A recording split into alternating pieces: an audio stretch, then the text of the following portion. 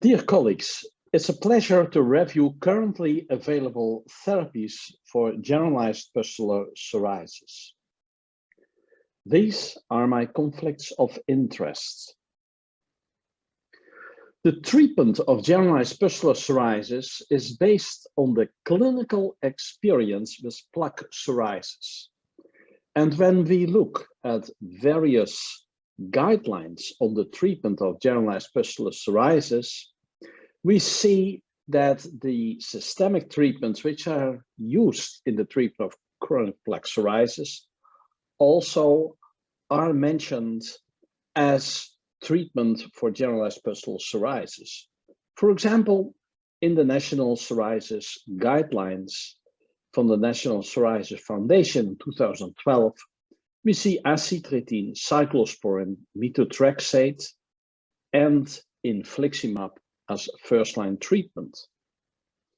When we integrate the different guidelines and literature, we can say that acitretin, cyclosporin, methotrexate, the anti-TNFs, and more recently also anti-IL-17s and the anti-IL-12/23s are prescribed for the treatment of generalized pustular psoriasis.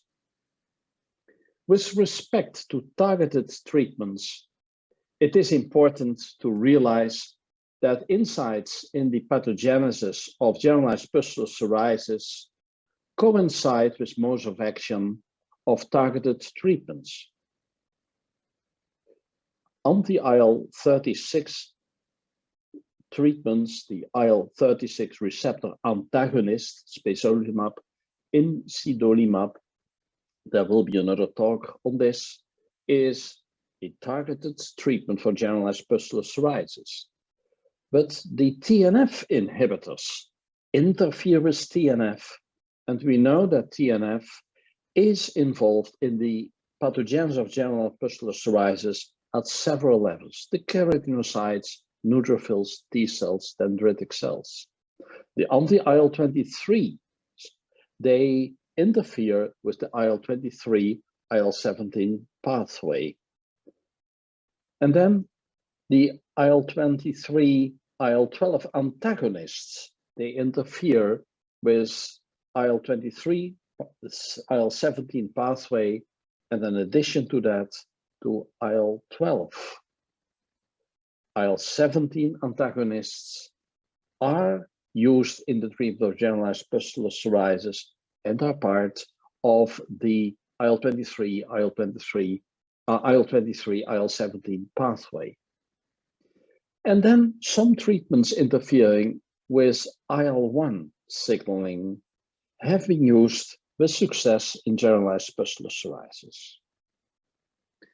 Systematic literature review of evidence for current treatment strategies for generalized pustular psoriasis have been carried out and published by Louis Puig and co-workers.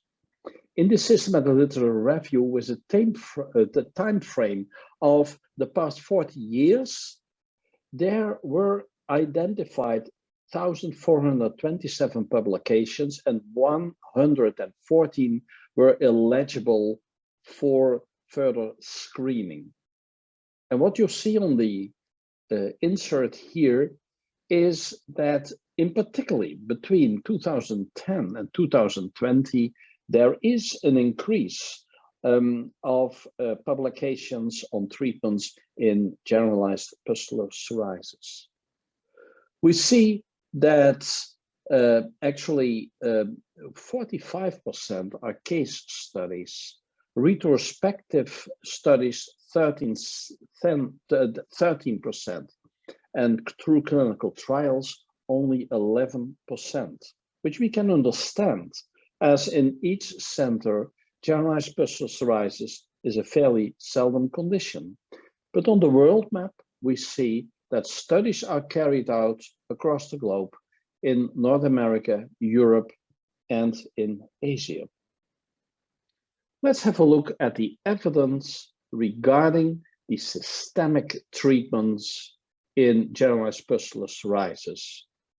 When we look at the grade of evidence, we see that there is only one classical systemic treatment in grade B, and that is cyclosporin. And the evidence for the others are all within grade 6 or within grade C or D. The evidence for biologics come from uncontrolled clinical studies, and here also the evidence does not reach the A and B category, but is the C and D category. Let's have a look at the individual treatment. Firstly, methotrexate in generalized pustular psoriasis. It has a slow onset of action. In a retrospective study that included 157 patients with several types of psoriasis, including 12 with generalized pustular psoriasis, methotrexate resulted in skin clearance in 31% of enrolled patients in 3 to 5 months. It is well known that methotrexate has an unacceptable safety profile in some patients, including liver toxicity that may need for discontinuation over time.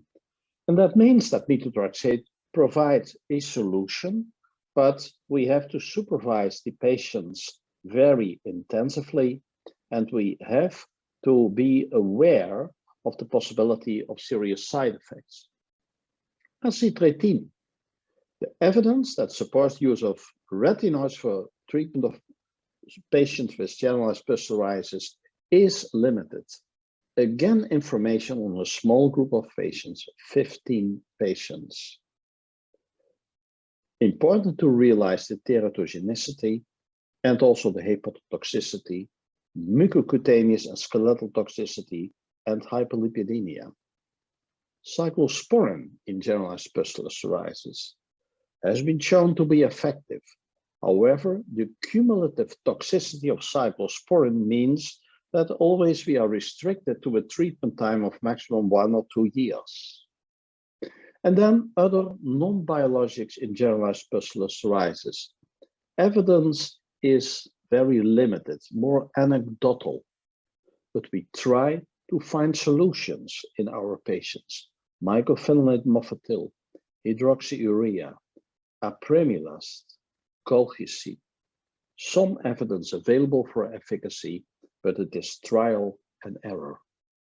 Then the anti-TNF in generalized pustular psoriasis. Adalimumab, infliximab, ceftorizumab pegol are currently approved in Japan for the treatment of generalized pustular psoriasis. Several case reports are there. Important to realize also that paradoxical reactions may occur, that in patients out of the blue, pustular psoriasis may appear when anti-TNFs are introduced. Then anti-IL-17 in generalized pustular psoriasis. Brodalumab, secukinumab, and ixekizumab. Again, anecdotal evidence, but indeed efficacy found in some cases. The anti-IL-23s, guselkumab, risankizumab, and ustekinumab. Small series of patients, efficacy shown. And then there is some experience with interfering in the IL-1 pathway. Canakinumab, gevokizumab, and anakinra have been shown in some case reports to be effective. Not in all situations, but in some situations there is efficacy reached. Let me show you a case, a patient that I saw myself when I still was a resident, and I could follow this patient for a total of nearly 40 years. The patient presented with generalized pustular psoriasis at the age of 7 months. The father of the patient had acrodermatitis continua halopo.